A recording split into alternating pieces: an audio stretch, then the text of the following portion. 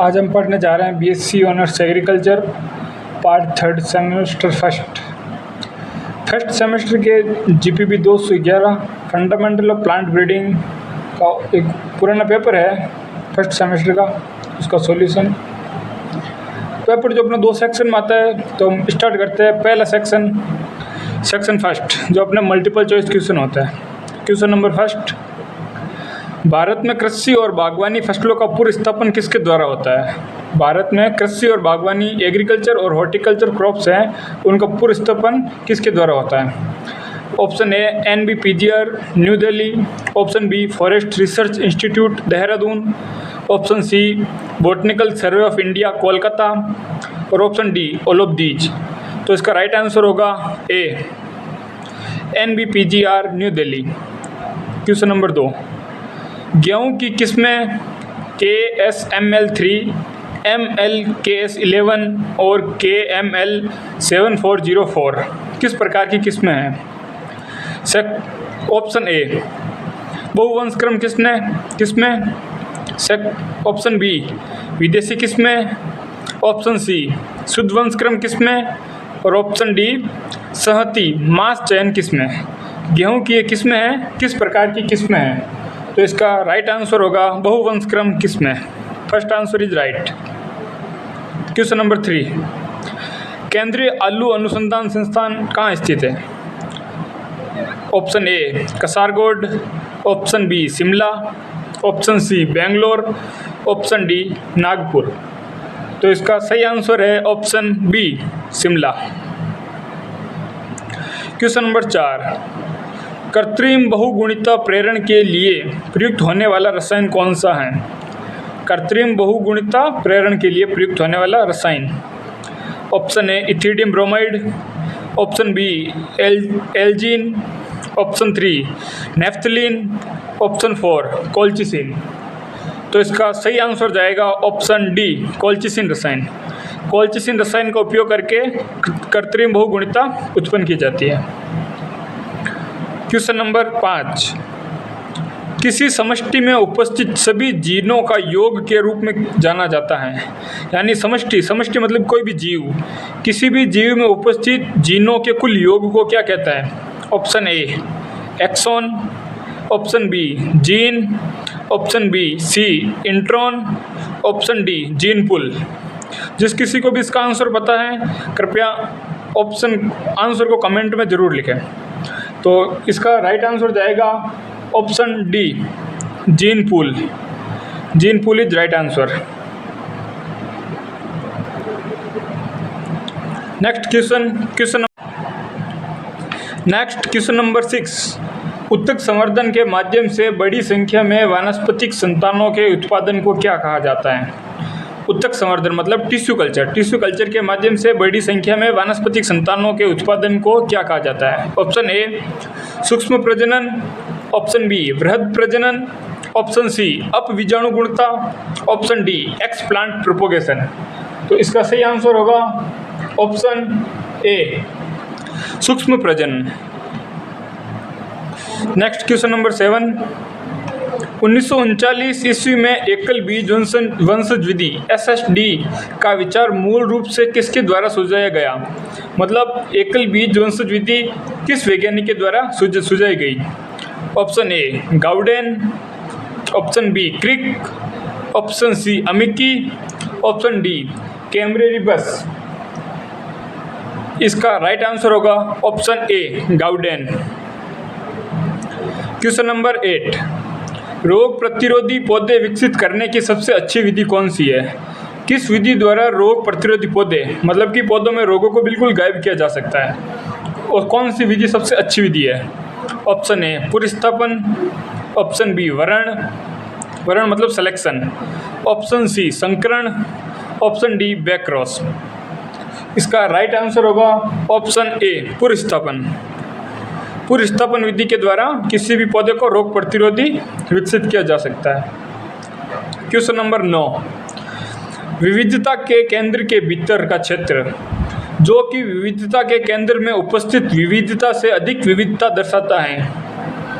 Option A विविधता केंद्र, option B वृहद केंद्र, ऑप्शन सी सूक्ष्म केंद्र, ऑप्शन डी विकास केंद्र। इसका राइट आंसर होगा ऑप्शन सी सूक्ष्म केंद्र। नेक्स्ट क्वेश्चन है अपना फिल इन द ब्लैंक्स, रिक्त स्थान।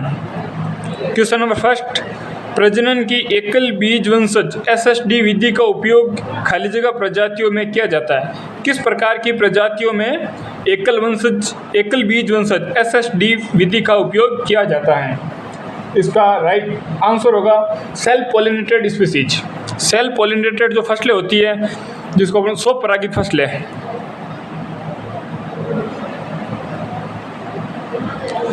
स्वपरागित फसलों की प्रजातियों में एकल बीज वंशज विधि का उपयोग किया जाता है। क्वेश्चन नंबर 2, एक रोगजनक की विशेष प्रजाति के लिए एक कोशिका के रोग रोधिता को क्या कहते हैं? एक रोगजनक की विशेष प्रजाति के लिए एक जैविता के रोग रोधिता को क्या कहते हैं? मतलब कि कोई रोगजनक है, किसी एक विशिष्ट पौधे पर पाया जाएगा, किसी एक विशिष्ट पौधे कोई रोग उत्पन्न करेगा, तो उसे क्या कहते हैं? उस रोगजनक की स्पेसिफिक कहते हैं उसे, specific. Next question number 3, phenotypic प्रसरण से जीनोटिपिक प्रसरण के अनुपात को क्या कहते हैं? खाली जगह। मतलब कि किसी भी जीव के फिनोटिपिक और जीनोटिपिक जो रेशियो है वो किसको दर्शाता है? तो इसका राइट आंसर होगा आनुवांशिकता।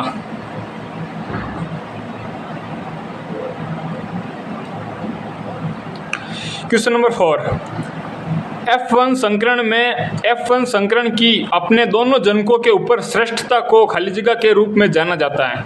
F1 संकरण की अपने दोनों जनकों के ऊपर श्रेष्ठता किसके रूप में जानी जाती है? तो क्वेश्चन नंबर 4, इसका राइट आंसर होगा हेटेरोसिस। हेटेरोसिस कंडीशन में जो F1 संकरण के दोनों जनकों की जो श्रेष्ठता है वो एक साथ दिखाई देती है। Question number 5, gene for gene परिकल्पना की अवधारणा को पहली बार खाली जगह ने 1956 में विकसित किया था। किस वैज्ञानिक ने जीन फॉर जीन परिकल्पना को 1956 में पहली बार विकसित किया था? तो इसका राइट आंसर होगा फ्लोर वैज्ञानिक ने जीन फॉर जीन परिकल्पना को पहली बार विकसित किया। क्वेश्चन नंबर 6, नरबंध्यता का लक्षण खाली जगह परागण है। नरबंध्यता मेल स्टेरिलिटी का लक्षण कौन से परागण दिखाते हैं? तो इसका राइट आंसर होगा नॉन फंक्शनल पोलन।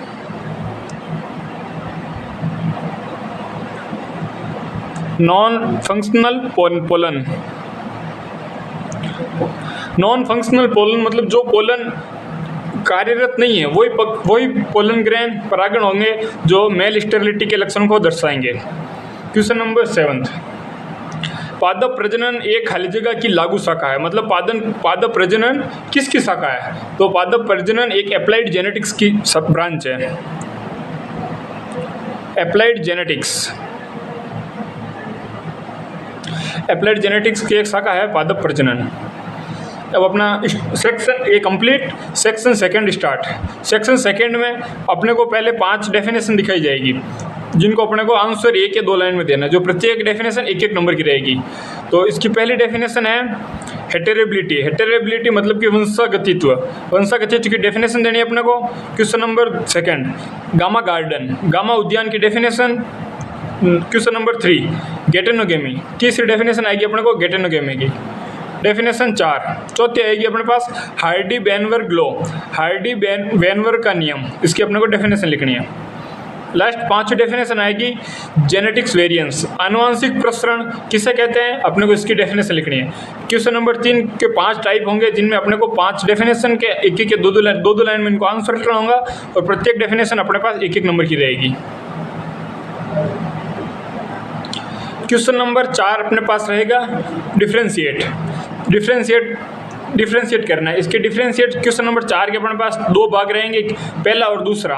इन दोनों का अपने को डिफरेंस लिखना, और प्रत्येक क्वेश्चन अपने पास 3.5 नंबर के होंगे। दोनों क्वेश्चन मिला के क्वेश्चन नंबर 4 अपना 7 नंबर का होगा ओवरऑल।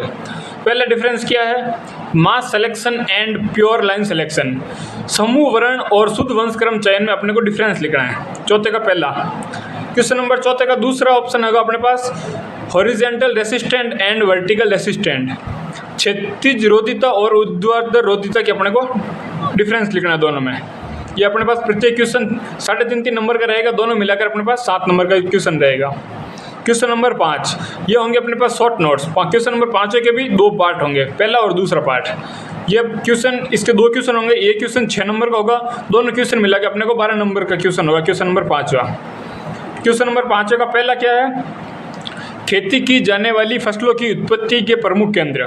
अब कृषि योग्य जो अपने एग्रीकल्चर लैंड में जो फसलें उगाई जाती हैं उनके प्रमुख केंद्र, ओरिजिन पैलेस के बारे में अपने को लिखना है।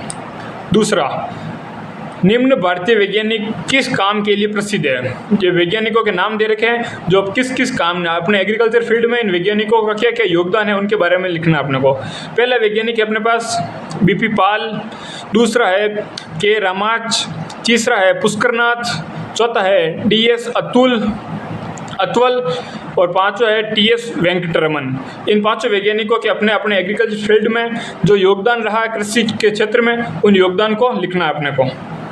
ये दोनों क्वेश्चन, एक प्रत्येक क्वेश्चन 6 नंबर का, दोनों मिलाकर अपने पास 12 नंबर के क्वेश्चन होंगे।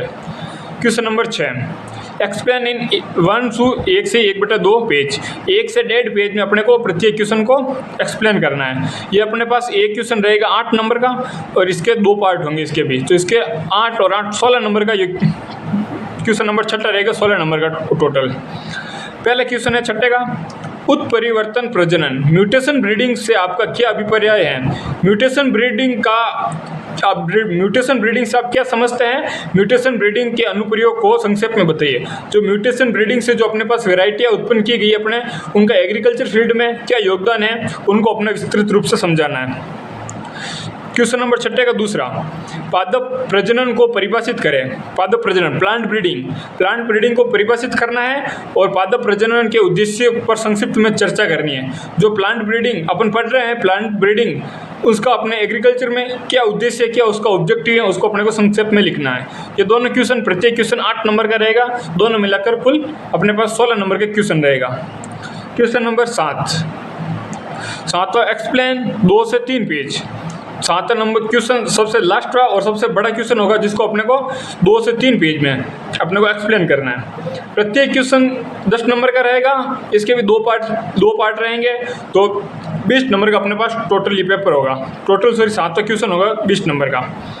पहला क्वेश्चन है इसका, पादप प्रजनन की वंशावली विधि क्या है। प्लांट ब्रीडिंग की वंशावली विधि क्या है, इस विधि की प्रक्रिया और सीमाएं लिखी है। इस विधि पादप प्रजनन की जो वंशावली विधि है, इस विधि का उपयोग अपने एग्रीकल्चर फील्ड में, एग्रीकल्चर में कैसे किया जाता है और इसके क्या क्या लिमिटेशन है, उन लिमिटेशन को अपने को लिखना है बड़े 2 से 3 पेज में विस्तृत रूप से। दूसरा क्वेश्चन है इसका, विभिन्न भौतिक और रासायनिक उत्परिवर्तन, फिजिकल एंड केमिकल म्यूटेशंस को सूचीबद्ध करना है। गामा किरणों के द्वारा किस्म विकसित करने की प्रक्रिया पर चर्चा करें। गामा किरणें जैसे अपने पास यूवी रेडिएशन होती है, उसी प्रकार गामा किरणों के द्वारा प्लांट ब्रीडिंग का उपयोग करके नई नई किस्में विकसित किया जाता है। तो उन किस्मों का विकसित किस प्रकार किया जाता है, उनकी प्रक्रिया को अपने को विस्तृत रूप से समझाना है। इसको भी अपने को 2 से 3 पेज में समझाना है और ये क्वेश्चन अपने पास 10 और 10 20 नंबर का कुल मिलाकर पेपर 7 क्वेश्चन रहेगा 20 नंबर का। इस प्रकार अपने इस पेपर के सेक्शन ए और सेक्शन बी दोनों पार्ट होते हैं कंप्लीट, और ये पेपर होता है अपने पास plant breeding, fundamental of plant breeding, GPB 211। ये पेपर होता है अपने पास कुल 70 नंबर का।